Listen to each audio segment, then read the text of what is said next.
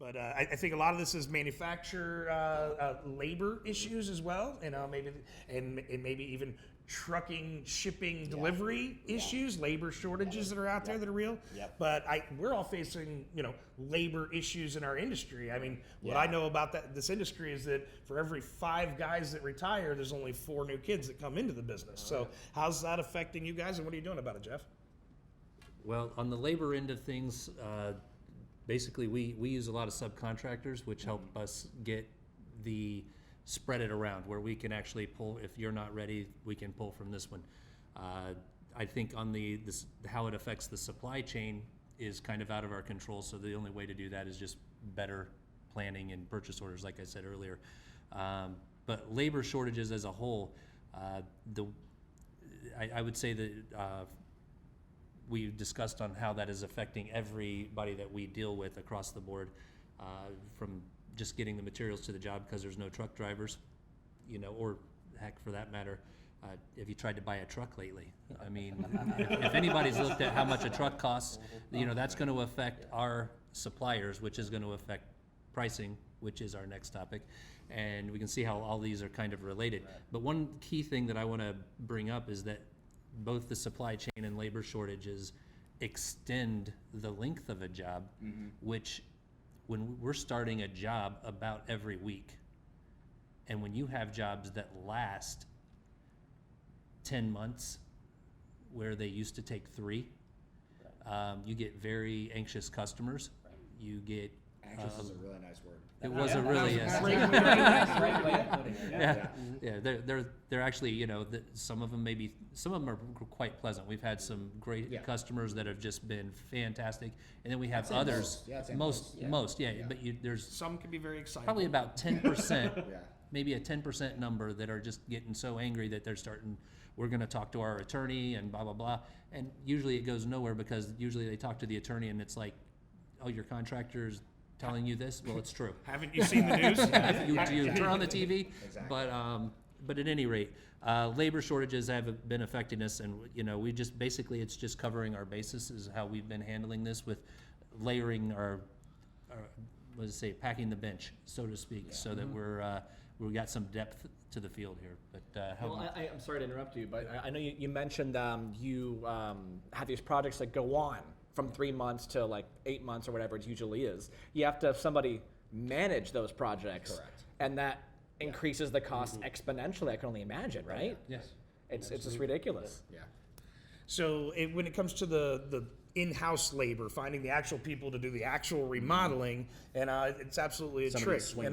And there is no secret sauce that I've found, but it really takes a lot of extra effort and hard work. And we have to run constant ads on Indeed and on Craigslist. I have had to hire a full-time business development manager in charge of finding new talent. And every organization we visit or every group we get the chance to speak in, we're asking our referral partners and friends to help us recruit the talent. And so it's an ongoing mission. And then most importantly is that once you capture the talent, how do you keep them and not turn them over? We gotta treat people very well these days, and you can't be the cheap one in town. And again, hence that'll carry over to our next conversation about pricing. Yeah. When you get into how do we keep the labor happy? What do you do to keep them happy, Gary? Well, obviously it starts with their paycheck, right? A lot of people want to make sure their wallet is taken care of, but you have to build a culture in the industry too that allows your employees to be happy, to be successful. You got some guy in there yelling and screaming or hollering and hooting all the time. It's not gonna set you up for success with your people. So we like to build a culture to make sure that the guys are happy. We use our system's a little bit different than the way you guys do things. We use mostly in-house employees and just sub out what we need to.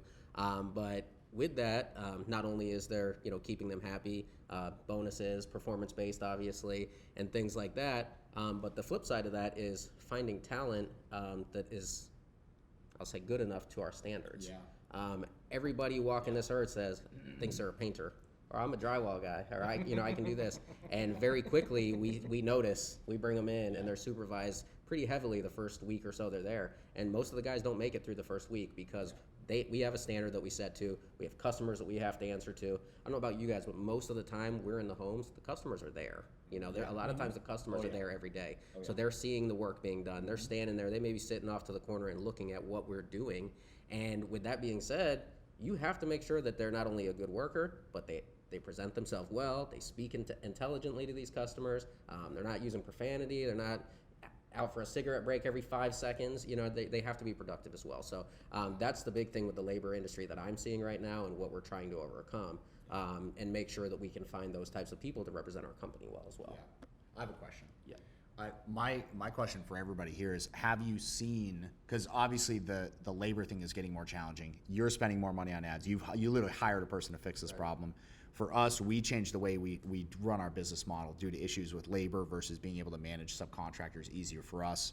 The issues you just described, I'm sure you guys in the insulation are, I'm sure there's turnover just like everywhere else.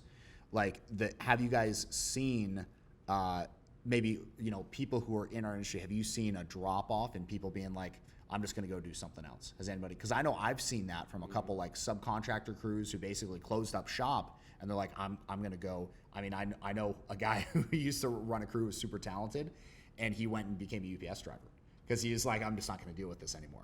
So I mean, it's like you were saying, 5 people go out and retire, 4 people come in. I mean, I think that might be accelerating a little bit.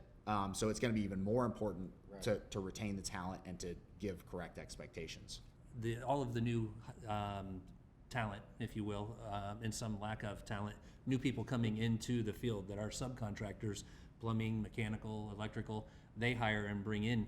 You're not, that level of expectation, this contractor that we hire has always done a really good job for us. But this time, a guy showed up, was drinking beer on the job, you know, didn't do this job right, forgot to do this or the other. Now your customer is seeing this and calling you because you haven't seen it yet.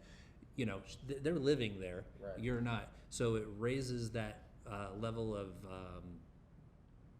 anxiousness within the customer, or their doubt in your abilities to manage a job. And those things come with training and with new people coming on board and that hiring pool that we're all having to deal with. In building my own addition to my own house, had a mason company that I hired, you know, as a subcontractor for, and he had to delay the start. He said, Jason, I had to fire the guy because I found a bottle of booze in my work truck. And after 2 weeks of being postponed because he didn't have any additional talent to add to the team right away, I said, can you just send me the alcoholic and make him drive his own car? Well, it's funny you mentioned that. Like, not that specific scenario, mind you, but you know, there are people, you know, that. It's funny because I know the guy who's like runs that. He's a great guy, not the alcoholic, the other guy. Well, it's funny because, like, you know, going back to the culture you want to have in your workplace, you know, there's those few people who do a great, fantastic job when they're on the field. Right. When they're in your warehouse, when they're in your office, that's when they start being a little bit rambunctious, they're getting anxious, or, you know, doing whatever they do. So I know some companies are already doing this, but we're learning to drop ship people. You know, like, you know, we put the product on site, and we have those people go directly, drive their own vehicles to the job site, get the job done, they go back home. That way our culture is more positive, it's more it's less toxic, and I just feel it helps improve the overall production of the whole thing. Great solution. Yeah, that's cool. And on a more serious note about, you know, keeping the labor and the talent on staff, what I've found in my industry is that when you pay people hourly, they tend to milk the clock. Sometimes it's not intentionally. It may be because the materials didn't arrive in time and they're just sitting around on a paint can waiting for it. And but there's times where, you know, again, inefficiency on their side, it's going to bleed the margin to death and destroy the contractor's ability to be successful.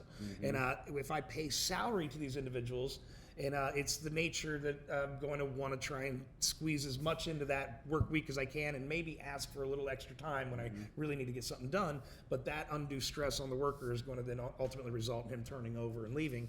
So piecework has been the method that we've adopted. We found it to be the most fair method to hire guys by, because there's a set rate of labor that we know is a fair rate to accomplish a specific task. And now, if the guy does take a couple extra cigarette breaks, if he's a little slower getting it done, it doesn't cost us because we're paying the same fixed amount. If he's that excelling type of individual who comes in early and leaves late and works straight through lunch, they can get twice as much done, they can make twice as much money, or get some more free time to go back and spend with their family. So creating that quality work life, that culture, as you referred to. Can I ask a specific detailed question that I think like a lot of people would like to know about your business? Because just knowing, like Jason taught us in Home Love Construction a lot about how to run a contracting business. Do you have anybody who's working in the field or as like a crew leader who's making six figures right now? Oh, yes. You do? Yeah, more than one. More than one. And we're talking somebody who swings a hammer, right? And like leads a crew. Yeah. The guys who lead the crews, if it's the one leader with one helper, they're ranging anywhere from about $65,000 up to about $85,000, as the leader, and then we're still paying their helper that goes with them. But I have some of my teams, which I've encouraged over the years, that they can grow with us. And if they're helping to train the next generation of talent and they're going to build the number of helpers under their squad, now they're able to manage 2 or 3 projects at a time with 3 to 5 helpers, and they're making a little money off everybody. And yes, I've got crew leaders that are making $120,000 and more. See, that's amazing. That's freaking ridiculous. And what's cool about that is most people think that you go into construction and you're just going to make $40,000 a year, but it's really not the situation. But in order to fill a role like that, just like you were talking about, Gary, like performance-based things, like we're the same way. Like for our subcontractors, it's like, here's the budget, you go out and do it. I mean, I've had block masons who have done a $20,000 block job in 3 days. They just come and knock it out. It's like, wow, you made great money this week. They'll put from 6 people to 20 people on that job site. And it's just like knock ants it out. crawling It's all over amazing. the building. Yeah, it's amazing. It is. But what that takes is a person who's willing to say, okay, I'm willing to, and it's actually that's forcing people to accept the reality of, even as an employee, you run a business. Your business is you. And you just have one customer. It's your quote unquote employer, right?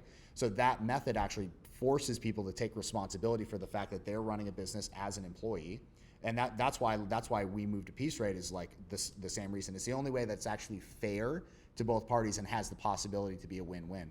And so I think what we have to do, and it's good that we're talking about, is we just basically have to let people know, like, look, hourly is not a thing.